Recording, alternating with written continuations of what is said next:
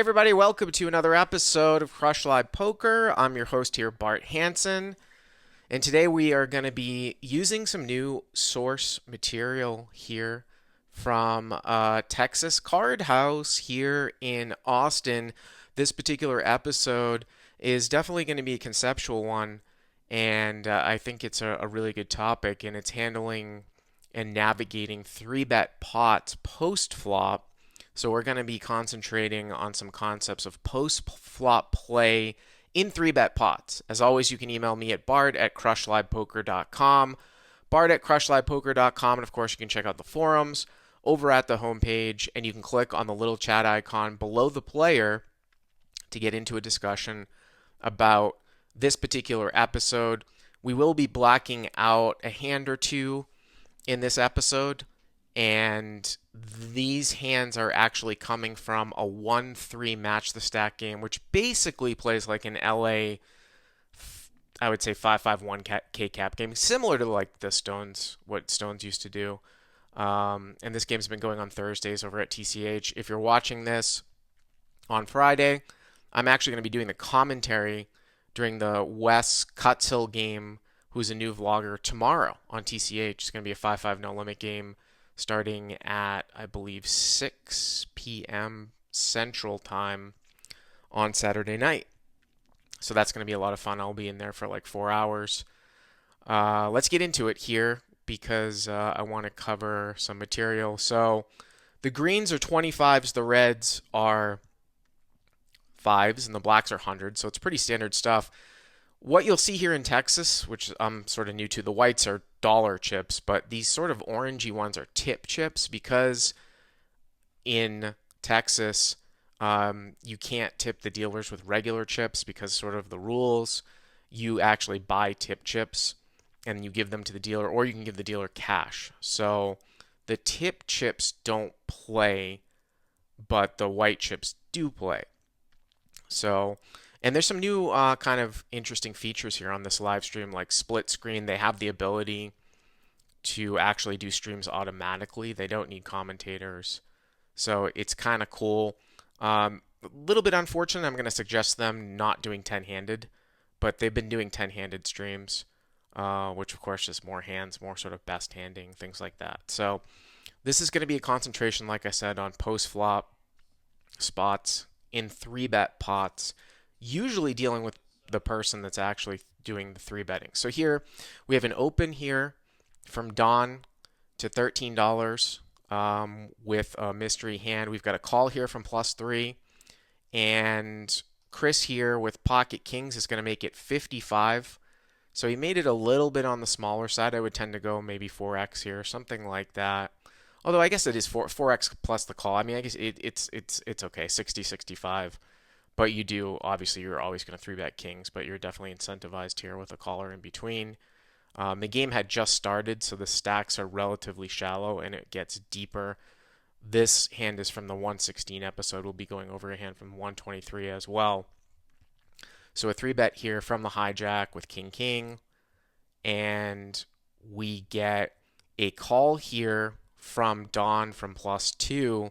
Now, Don is actually incentivized to 4-bet because of this caller in between some of the time, and they're really not playing all that deep.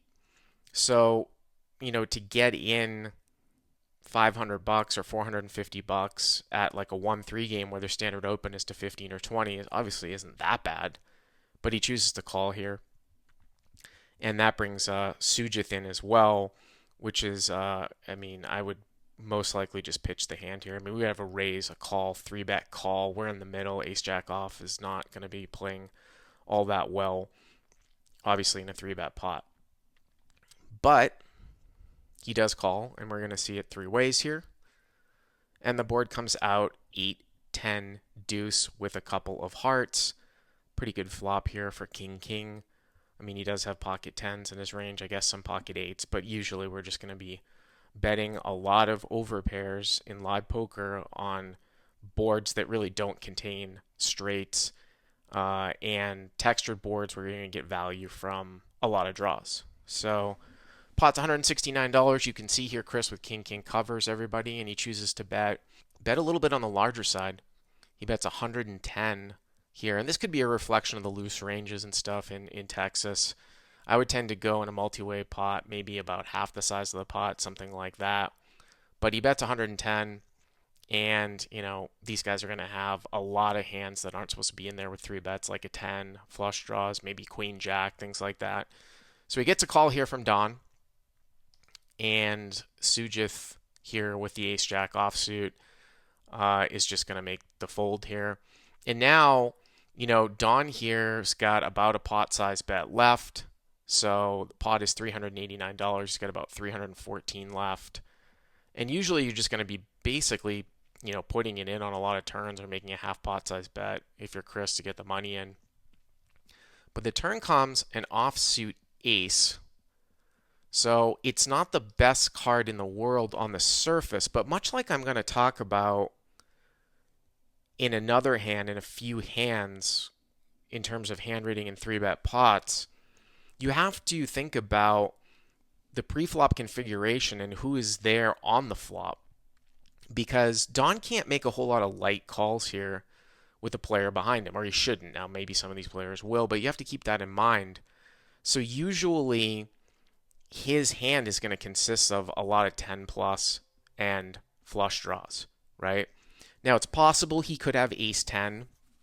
If he's only calling with ace 10 suited, it's only two combinations. And obviously, he could maybe be slow playing like pocket 8s or pocket 10s, something like that. Queen jack now obviously is double gutted. But you're not going to, or you shouldn't see a lot of calls with like ace jack, ace queen in a multi-way pot in a situation like this. So he's going to be tighter here because of the fact that there's a guy in the middle. So he's going to check, and I don't hate the check back here by Chris. I think you can check it back and sort of value bet the river.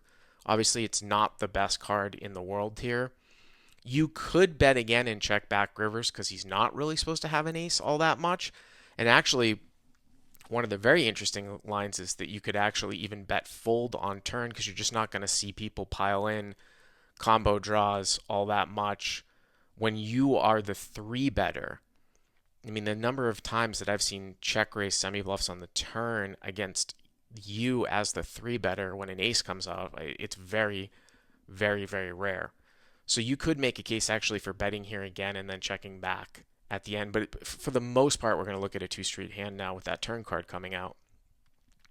So we rolled the river, and the river here is the 6 of spades. So, a hand like 7-9 suited comes in, but it's not really going to be all that likely.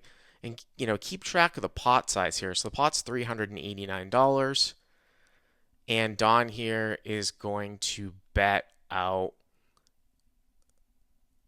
we'll get it here in a second. He is going to bet 175 here. So you can see that Chris is going to be getting about 3-1, a little over 3-1. So he only has to be good here 1 out of 4 times. And it's a really small bet. And I know sometimes it looks kind of scary in the sense that, it looks like a value bet. But if I was in Chris's spot, I would really, really go back and say, all right, well, what is this guy betting for value? So he has his slow plays. If he doesn't have ace 10 off in his range, there's only 2 combinations of ace 10 suited. And then the nut flush draws. And usually you're only going to see people bet the higher ones like an ace queen of hearts, ace jack of hearts. Occasionally somebody might bet like ace 9 of hearts. I don't know about for this sizing though. Even though it's half the size of the pot, I'd expect more of a block sizing. And of course there's a lot of draws here that have missed. any flush draw here obviously has missed. A hand like queen jack that might take off, which is 2 overcards and a gutter to a 9. King queen, or excuse me, not king queen, jack 9. And of course he's not going to have king queen and king jack unless they're hearts because of the fact that there is a player next to act he can't call in the middle. So when I'm getting a price here and my opponent is basically saying, hey, in this case, I have at least probably a high ace, more likely 2 pair or something that's slow played, and a lot of draws have missed. Am I good here 1 out of 4 times? I think absolutely. it really comes back to if you're going to check back an ace in a 3-bet pot as the pre-flop 3-better and your opponent bets the river, what are they betting? What are they betting at the end? And occasionally you'll run into people that will have called the flop with a hand like ace queen, ace king that didn't necessarily 3 or 4 bet off. But in this particular case, because of the player, because of the multi-way nature of the 3-bet, he really shouldn't show up with those hands. We block ace king. He didn't 4-bet it. A lot of people are just going to get it in. So this really is going to be comprised of like ace x of hearts or just nothing at all. So I'd have a real hard time folding here. We'll do a reveal here, and I think that this is going to be a common thing here in Austin. It's a really strange bet here by queen queen, because a lot of players might actually 3-bet squeeze with ace x check back turn, and they're going to call the river. So the only difference here between king king and ace x, if a player is only betting 2-pair plus at the end, is the fact that if you have ace x, there's less aces up or possibly nut flush draw combos.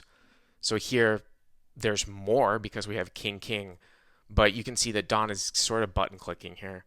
I mean, it's really, really strange to bet 175 and expect to get called by a weaker hand.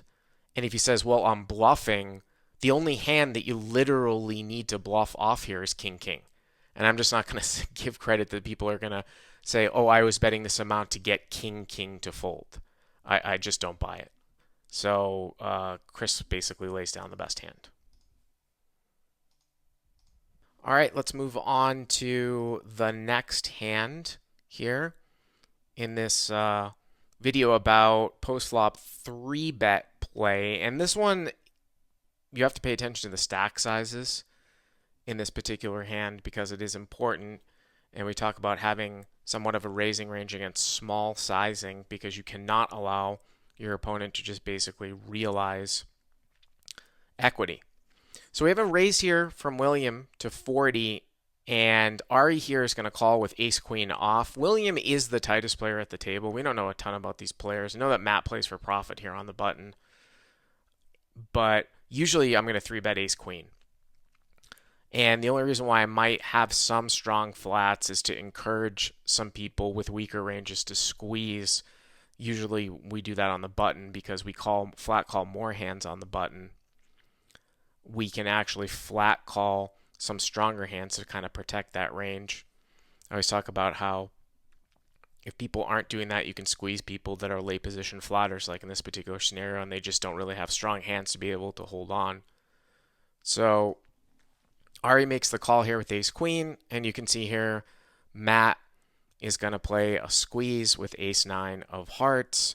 And Matt would, I would imagine, probably have just called Williams' bet, but with the dead call in between, again, he's incentivized to 3-bet off, and he does, and he makes it 150. So William here has an obvious fold, I feel like, here with the ace-jack offsuit, which we did not see from Sujit, the hand before. But, I mean, you're opening, hijack, flat cut off, and now the button here. 3 bets. This is a pretty easy fold here for William.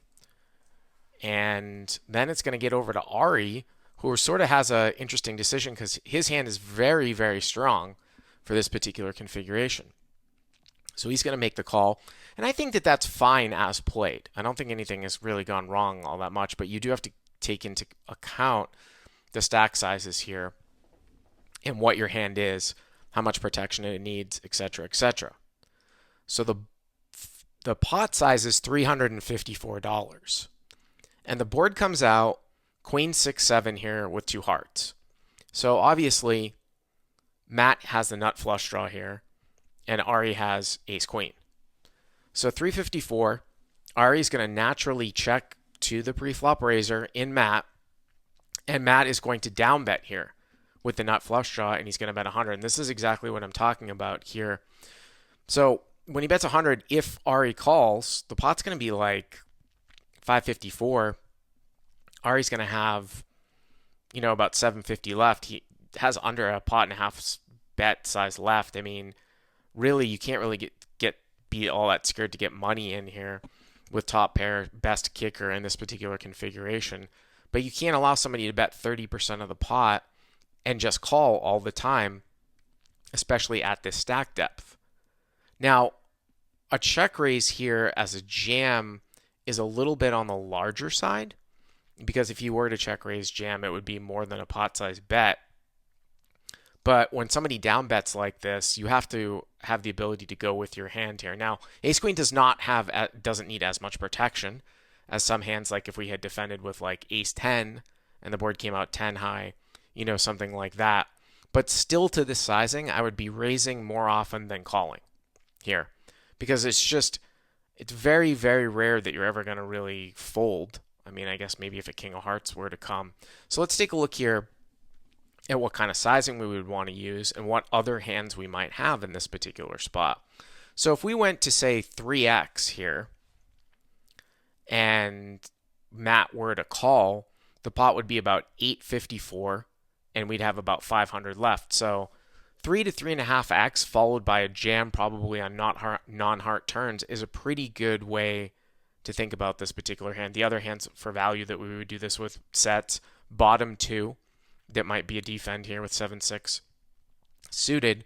And if we were to have some flatted flush draw type hands favoring the combo ones, like a 9-10 of hearts, maybe like a 4-5 of hearts if it's in there, things like that, possibly even Jack-10 of hearts with good backdoor types of hands. So we do have balance here if we play this as a 3 to 3.5x check raise and then a jam on turn. I feel like we have enough balance. So I think that this is a mistake that is commonly made here. You have to understand, especially with an aware player that might have somewhat of a wider squeezing range because of the configuration, if you're going to flat a stronger hand in late position versus late position, you're going to have to go with it.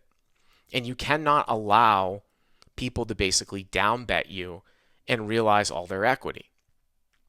So he just check calls. And like I said, he's got about a pot and a half size bet left. And there's just no way that he's folding now in this configuration. And the small check raise on flop kind of makes that happen. And I think a lot of you guys in cap games might miss out on this, because you will get into these situations in a cap game in a 3-bet pot, although 3-bet pots are probably a little bit on the rarer side, where you're not dealing with more than a pot and a half size bet left as we flow to the turn, and there's really not many turn cards that you're going to miss out on. And you can take this all the way down to going with, like, if you had 10-9 of hearts and the board came out 9 high and you were just going to basically go with it. It's the same type of concept. Those hands even need more protection than, ace queen. So he just chooses to call. And if Matt had a hand like, for example, ace king, and he wasn't going to barrel this turn, you're just basically allowing him a free card. Now, he doesn't have more, that's why, like, specifically with ace queen, the hand doesn't need as much protection. But I think you can see the concept that I'm trying to get across, which is basically you cannot just allow your opponents to basically realize. So pot now is 554. I mean, that was basically the main reason why I picked this particular hand.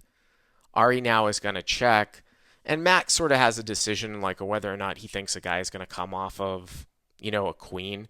Matt probably doesn't think that Ari is all that strong, I would imagine, in this configuration with ace queen, but it's possible he might have like king queen.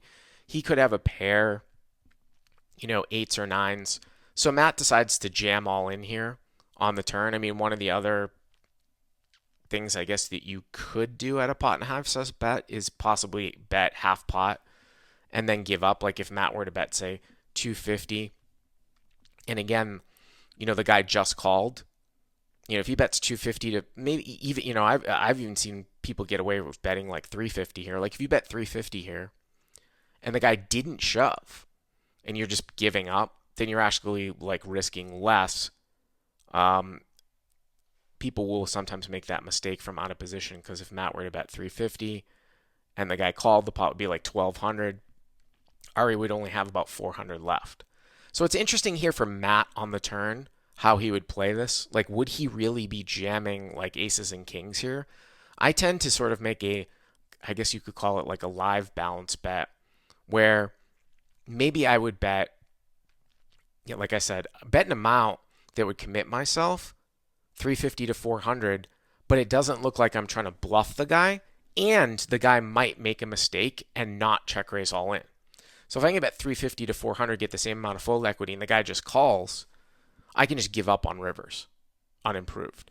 I just don't know how, like I said, credible this jam is with a pot and a half size bet left. But the reason why I picked the hand, though, was because of the fact that Ari should be doing a fair amount of check raising on the flop.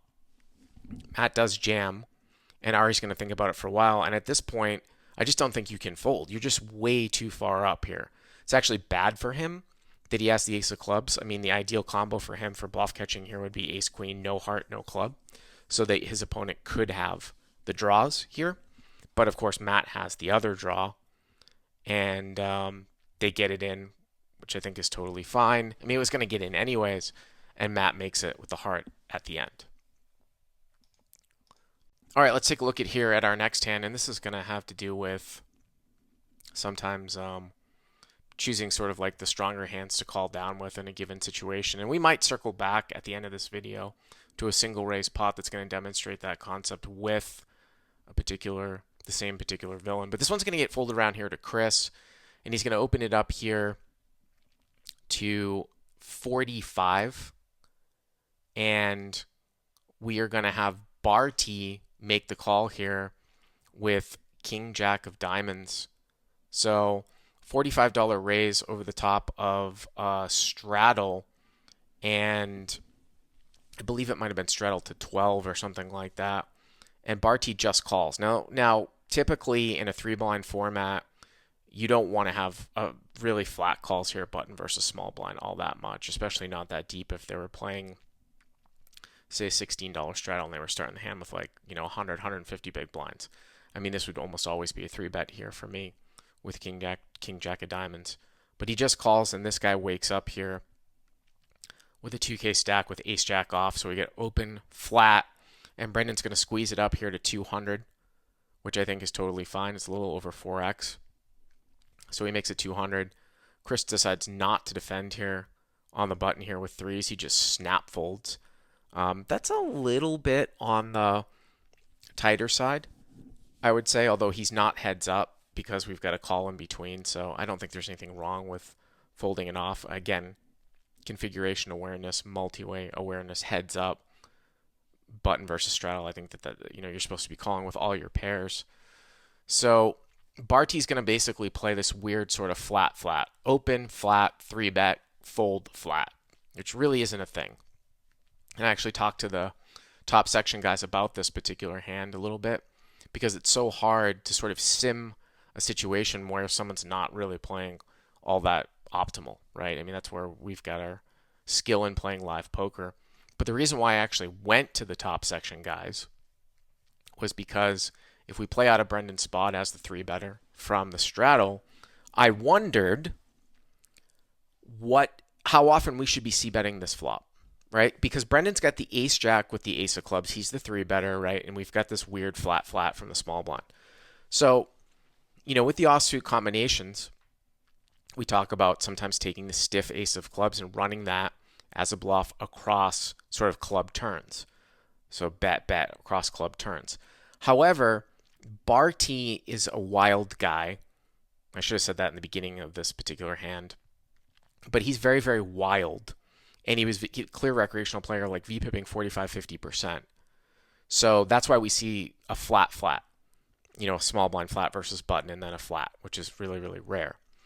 So if we were dealing with sort of more optimal ranges here, probably ace jack off with the ace of clubs would be like taken for a bet some of the time, like a mix, right? But where the deviation comes into play, and you'll see it in live poker, especially playing against guys that are V-pipping too high, is when they show up with like a lot of hands in a given scenario where they don't have as tight of a range as they should, then you can actually do a lot of checking with your showdown hands here, which is what Brendan has here with ace jack. I mean, the flip side to that is you can sometimes get bluffed off of the best hand if you decide to check it back, but I mean, that's poker. You got to play poker. So against a conventional range, which is extremely tight, in a configuration like this of button, open, small blind, flat, or we can look at this like in a sim like a big blind flat, because the small blind's really never supposed to have a flat. There's going to be some betting here with the ace of clubs. But against a guy who's wide as 50% VPIP, which is a lot of the players that you guys will come across in live poker, there's nothing wrong with checking back ace highs when you don't connect to call across a fair amount as well. So Brendan checks it back.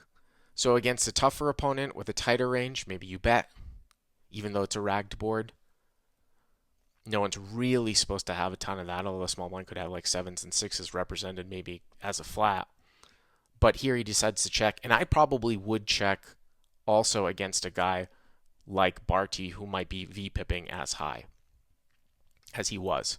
So I have no problem, but I hope you guys understand that concept. So the turn here is the queen of clubs, and the pot is $458. By the way, love the 3-bet there by Brendan too, taking advantage, just pre-flop, right? Taking advantage of this loose flat from in between, which is not supposed to be present. It's just picking up dead money. Although Barty does have a legitimate hand. And Barty now just makes like a 0 equity bluff. Like, he's a recreational player. We're not, really playing out of him. He bets 300 into 458. So we're getting, 2.5 to 1. We have the nut flush draw. The guy could be bluffing some of the time. We could have a hand that has as much equity as 2 overcards in a flush draw. Like at 33%. We're getting over 2 to 1. I mean, I think this is definitely going to be a slam dunk call. It is also kind of interesting that whenever in a single raise pot or in a 3-bet pot, I always find it interesting when the out of position player donks a turn card that's an overcard to top pair that should hit the single raiser's range that checks back flop, or in this case a 3-better. I mean, it's different if the turn is like an 8. Ace King's checking it back. They're not betting, on an 8. I always give the best example is like when the turn is a king or an ace and the pre-flop raiser checks back a ragged board. Why is out of position coming out and betting a king or an ace on the turn when that should hit the pre-flop raiser's flop check back range so much? So this one, I would be thinking, this is a little odd. But I'm certainly going to call. And a lot of people might just shut it down at the end here, too. You could actually win here unimproved. You can see that Brendan has the best hand here. I mean, he's 93% to win. Obviously, he doesn't know that. I mean, there's no way for him to know that.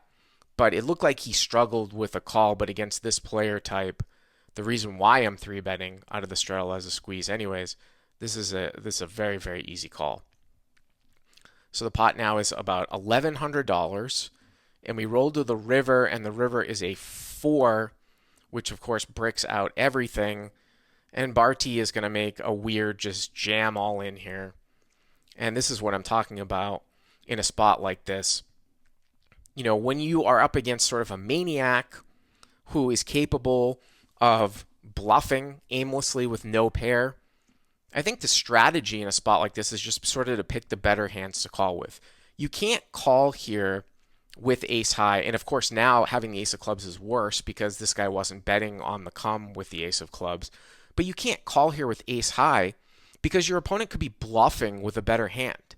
Your opponent could have 7-5 here. He could have 6-8, and he thinks he's bluffing.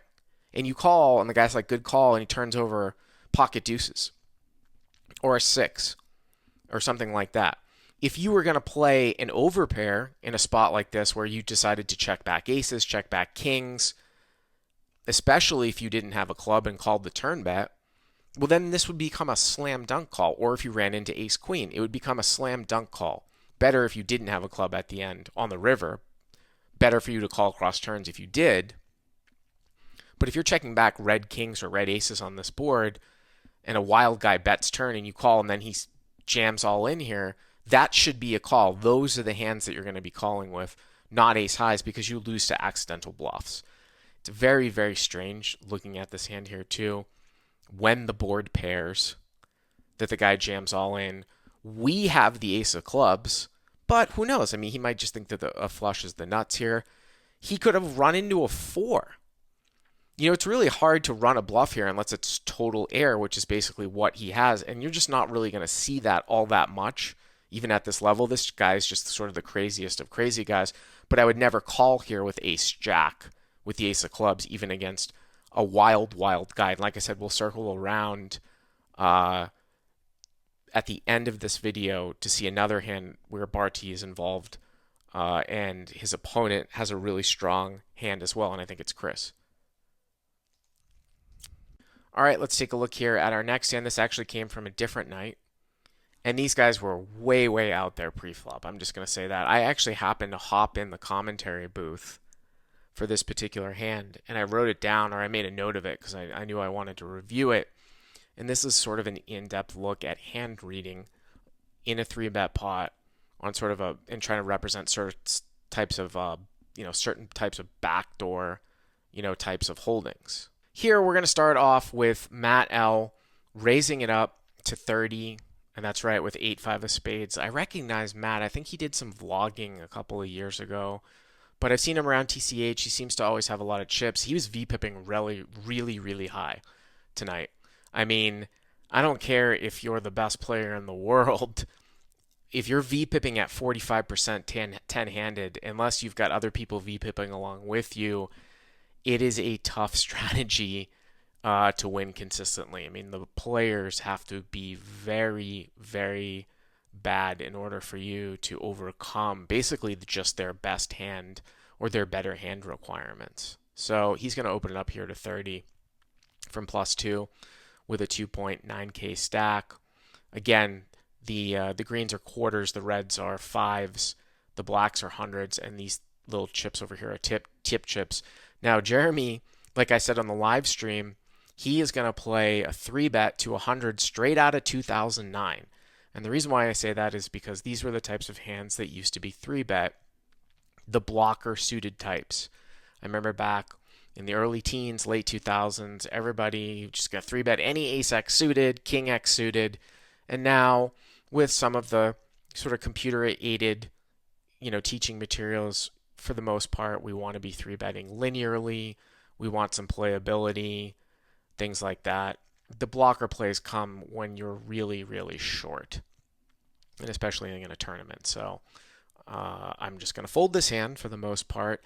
And now we get over here to Jacob. Now this was a thing, again, that's very common that I see in Texas, which is basically a flat call here in between, which is what we're going to see. In general, you do not want to be flat calling 3-bets. And the reason why you don't want to be flat calling 3-bets in between is because the initial raiser has the opportunity to 4-bet and sort of squeeze you out of the hand. Now, there seems to be a lot of players, and I used to, identify the same types of players when I used to play on Live at the Bike, that will only 4-bet aces or kings. Like, they won't even really take advantage of the situation and 4-bet ace-king with the dead money in between. And in those spots, you can actually exploitively flat. Now, as wide as how Matt L and Jeremy were playing, and they were both playing wide, I would probably just 4-bet this off. It's going to show an immediate profit here from Jacob as opposed to basically 3-bet, flat. So I like a 4-bet here. But Jacob decides to call, and I don't know what Matt L is doing, but he calls here as well. Just a quick thing on this. Direct suited connectors flop much better than even 1-gappers. That's why you would defend with a hand like 8-7 suited here. Although with a guy 3-betting you and you being in the middle, you might just pitch it. But a hand like 7-9 suited, 8-6 suited, they go way down in value. They don't flop as well. Then you start getting to the multiple gappers, and the hand has very little value. But he decides to call, and hey, maybe he's splashing it up for the live stream. I mean, I've done that before in live streams too, so I'm not going to get on him too much, but just so that everybody knows, a general approach for kind of like, the pre-flop stuff, especially in a 3-bet pot. So the board comes out King 8-3 here with a couple of hearts. Must be nice here for Jeremy. I mean, this is sort of the equivalent of flopping ace-king. So he's flopped top and bottom, and we've got the nut flush draw here for Jacob, and we actually have a pair for Matt. This would have been one hell of a board if it had come out King 8-4, or if Jeremy had had King 4 and Matt had had, 8-4. If it had come out bottom 2 and top and bottom and nut flush draw, it would have been really spicy. But that doesn't happen. So Jacob here with the nut flush draw, he's going to check. Everybody's going to naturally check over to the pre-flop 3-better, and obviously Jeremy should be doing a fair amount of betting here, and he's going to take a rather large sizing here.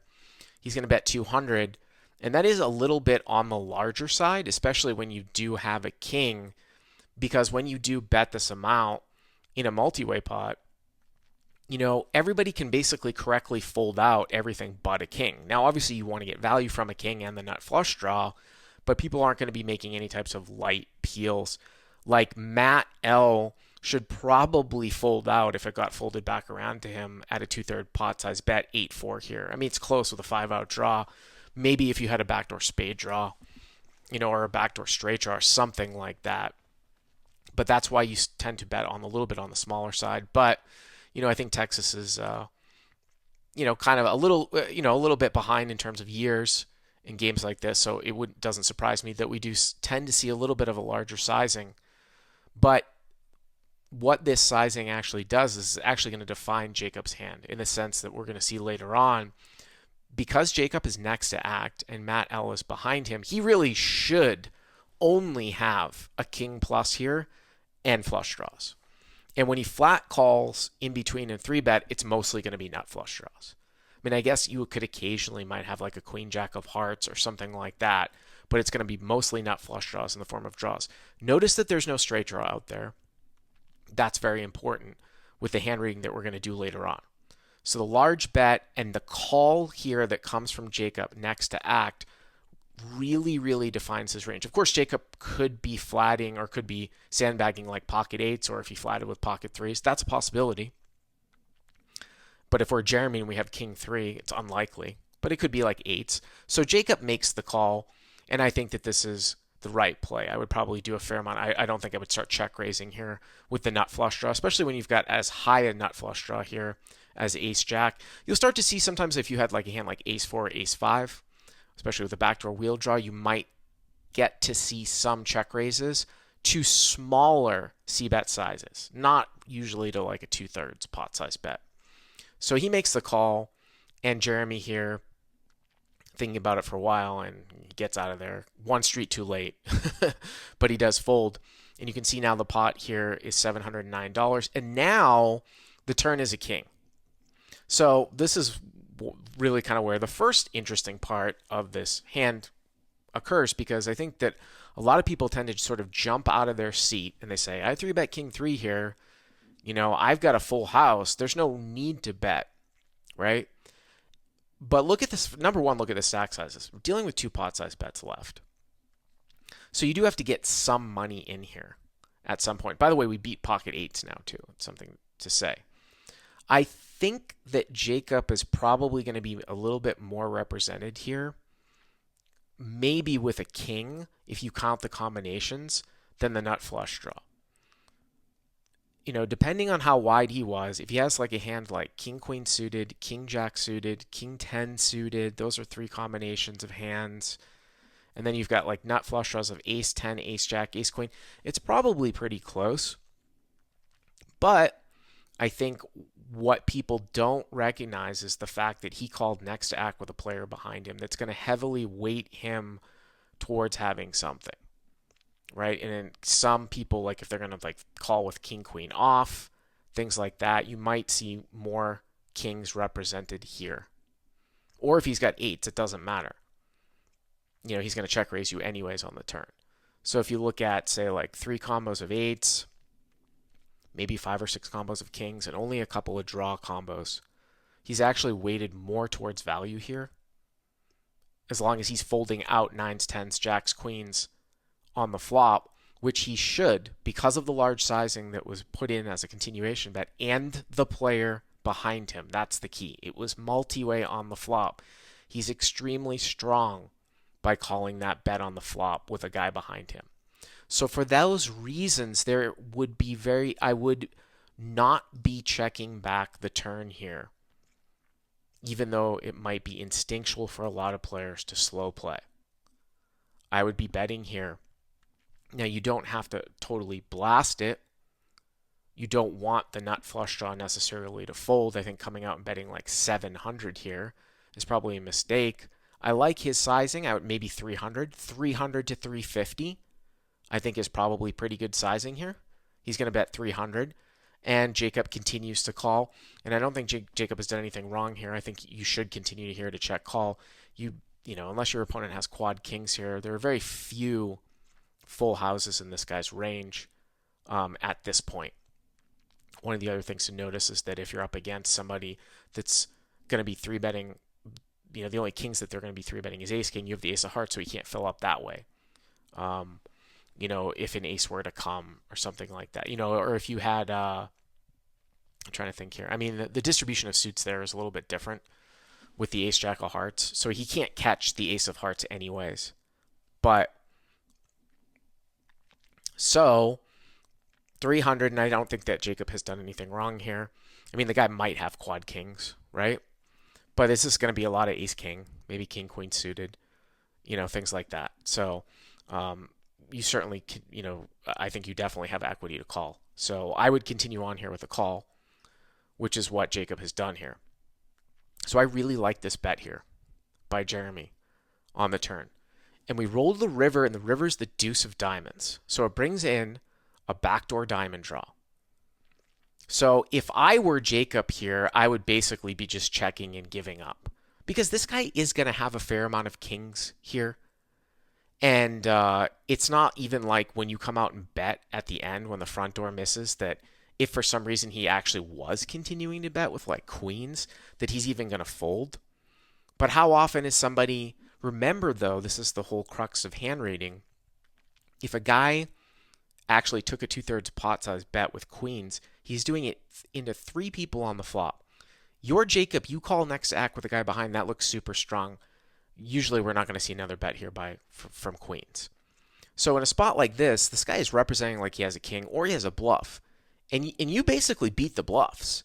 I mean, in general, if I had Jacob's hand and I checked and the guy bet again, I would just fold. I would give him credit for a king. Occasionally, the guy might give up on a bluff too, and you might win with the showdown value here with ace jack. So, I mean, that's the first reason why we don't want to come out and bluff here. But I thought that this board texture was really, really interesting with what Jacob is trying to represent by coming out and betting here, besides the fact that the front door missed.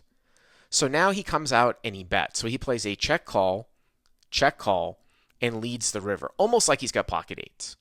Like he was slow playing 8-8, no reason to raise the turn, and now he's going to obviously bet the river. Now we know if we're in Jeremy's spot that we obviously have a snap all in because we beat pocket eights. But I want to examine why, based upon board texture, this bluff doesn't make any sense if Jacob is trying to represent like he made backdoor diamonds. Now, yes, he could credibly represent eights, but he cannot credibly represent backdoor diamonds. And why can't he credibly represent backdoor diamonds? When you were trying to look to see if somebody has made a backdoor flush, when someone makes an aggressive action suddenly to represent a backdoor flush plus, and we're talking about diamonds here, you've got to go back to the flop and look at the distribution of suits. What are the distribution of suits? So the king and the 3 are hearts and the 8 is a diamond, right? So that would mean that if someone were to back into diamonds, maybe they had a hand like top pair that backed into diamonds. Maybe they had a hand like middle pair that backed into diamonds. Maybe they had a straight draw that backed into diamonds. Look at all of those different scenarios. He can't have top pair that backs into diamonds because the king of diamonds comes on the turn. He can't have middle pair that backs into diamonds because the 8 of diamonds is out there on the flop. There is no straight draw. So he can't have a straight draw that backs into diamonds. The only sort of pair plus hand that's going to back into diamonds would be, in this case, bottom pair, which would be 3x of diamonds, which is basically impossible for him to have based upon the action of the hand. We always constantly be going back to pre-flop and flop configuration. Remember, he called cold in the small blind number 1 pre-flop. Now you might say, oh, Bart, maybe occasionally has like ace 3 suited. Okay. But he called the 2/3 pot size bet on the flop with a player behind him. He cannot have 3x of diamonds here. Maybe 1 out of, I'm not, everything, nothing is impossible, but I think you can see where I'm going with here in this spot. So some people might look at this and he's like, well, I'm going to represent like I made diamonds. You cannot represent like you made diamonds in this spot. There's no way that he can have diamonds. So he's basically only saying that he has pocket eights. But you can use that live sort of hand reading technique when you're trying to figure out how likely it is that someone has backed into a backdoor flush. Look at the possibility. Look at this guy's face now as this guy goes for a raise. But look at the possibilities of what is out there on the flop. You must look at the flop distribution of suits, and you must look if there is a straight draw on the flop. This is a really, really good example, basically, where there just is no possibility of somebody having a backdoor flush. And that is because of the nature of the multi-way pot and the bet size. You know, if you were heads up and you were sort of doing a blind defense and somebody down betted you on the flop 20% and 3x of diamonds could be represented, or if it was a very, very small bet in a 3-bet pot and Broadway backdoor diamonds could be represented, like if someone bets 20, 25% of the pot and you have like a jack 10 of diamonds, queen 10 of diamonds, you can get to backdoor diamonds in those situations, but you can't get to backdoor diamonds in a multi-way situation with the type of sizing that was used by Jacob's opponent. So for the last hand here of this video, I want to do that sort of circle back, and we are going to continue to do a second part of this series, possibly even a third in post-flop 3-bet scenarios, sort of at these live to small stakes, because like I said, I think it's one of the more interesting topics to look at from an optimal standpoint and how we deviate live, and I think it's one that a lot of people struggle with as well at this level.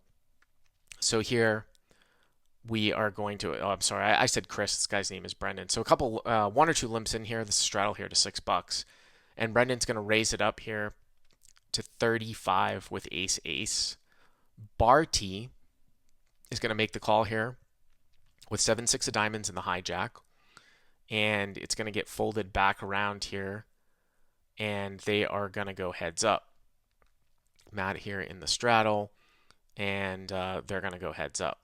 Or excuse me, they're going to go 3 ways. I'm sorry. Don is going to make this call here too. So it's like a limp, raise, call, and a call. So 3-way action here. You can see the stack sizes. Don's not really not all that deep. They do a really good job of keeping track of the stack sizes here accurately, unlike live at the bike and sometimes what was Stones. So the board comes out ace, king, deuce. Rainbow, again, this is a single raise pot. And it's going to get checked around here to Brendan, and he's going to check, and Barty checks it through. I'm not a huge fan here, really, of checking top set on an ace-king deuce board. If you want to sort of slow play it, you can sort of bet a smaller amount to get called by the gut shots, to get called by the kings, to get called by the ace, you know, things like that. I think it's a lot different when you flop top set on a board that's traditionally not going to really hit anybody, like if you have top set of 9s on 9 deuce 3 and you want people to catch up in the form of making top pair. That's the whole idea of slow playing, is that so people can catch up. But when you flop top set of aces, you know, people aren't going to really catch up. I mean, the board sort of stays somewhat static. Of course, people can make gut shots and things like that. So, I mean, I can count the number of times on one hand that I'm going to check, you know, pocket aces on a board like this. I mean, there isn't a 2 flush out there, but, you know, I'm not a huge fan of the play. So anyways, it gets checked around. Turn here is the 7 of spades. So the pot here is $115. And now Brendan starts to bet here. So he's going to bet 50. Obviously, if you're Barty here, when you take a look at a situation where somebody raises pre-flop from somewhat early position over the top of a limp, checks through on the flop, and then they start a bet on the turn 3 ways, you don't beat anything here with 7-6, because if he's sandbagging something like ace-king, aces-kings, you don't beat it. Even if he's betting something else, this is usually sort of indicative of usually like an ace-x type of hand. So just because you make a pair on the turn doesn't mean that you should continue on, you know, when the caller, as the field caller, when the pre-flop raiser checks once, right? So normally this isn't going to work. Now, Brendan could be a genius and could be like, yeah, but I'm checking because I know that Barty or this other guy, if they catch a pair, they're going to call down for 2 streets. That would be a legitimate reason why to slow play. But in general, in not crazy wild games, you wouldn't obviously do that, right? So Brendan bets 50 here. Jack 9 of hearts gets out of the way, and Barty makes the call. And now we roll the river, and the river is the 6 of spades. So as you can see, the backdoor flush has come in. Unlike the last hand where I said it's impossible for Jacob to have the backdoor flush, obviously Barty could have a backdoor flush. The flop got checked through.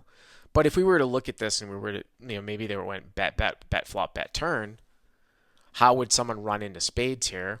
Well, they would either have king X of spades, or they would have had a gut shot Broadway draw like queen 10 of spades, queen jack of spades that took off on the flop. Or if they're that loose, a wheel draw like 3-4 that took off on the flop that picked up spades, right?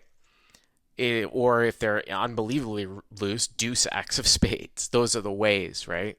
But like I said in the previous hand, I think I broke it down why it's basically impossible.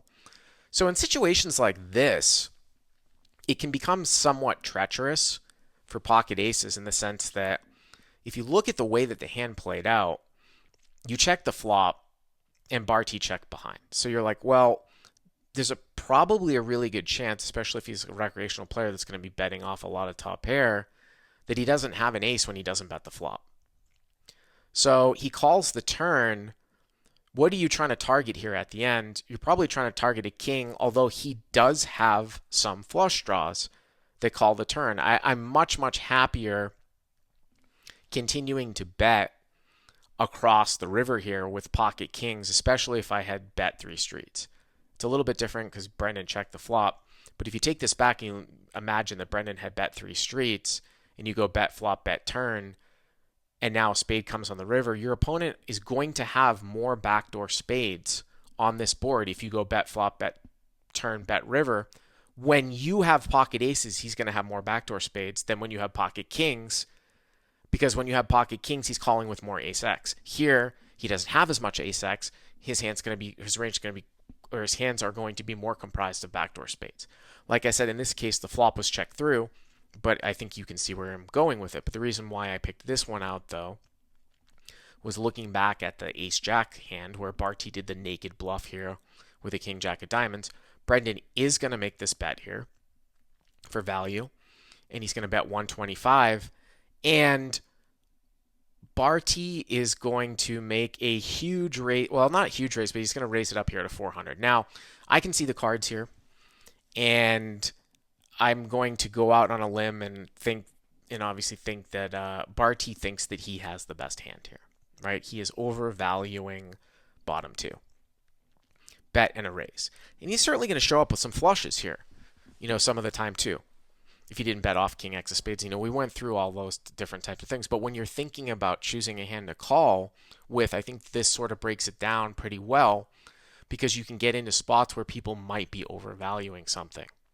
So if I were Brendan and I had like ace jack here, ace queen, ace 10, and I was like, this guy's never, he's not raising the river here with less than one pair, and there wasn't a straight draw that appeared on the turn. That's another important thing too, right? There's no straight draw that appeared on the turn that he can now represent the flush card with. So if I had ace 10, ace jack, ace queen, I'm like, well, I'm probably not going to call with that hand, right? But if I had ace king, and obviously a better example would be a set of aces or a set of kings, I can possibly beat some hands that he thinks are good and he's raising for value, or he's overvaluing here.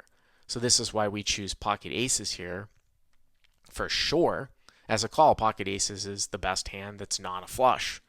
And certainly we might have some flushes if we didn't bet off backdoor Broadway spades as the pre-flop raiser, right?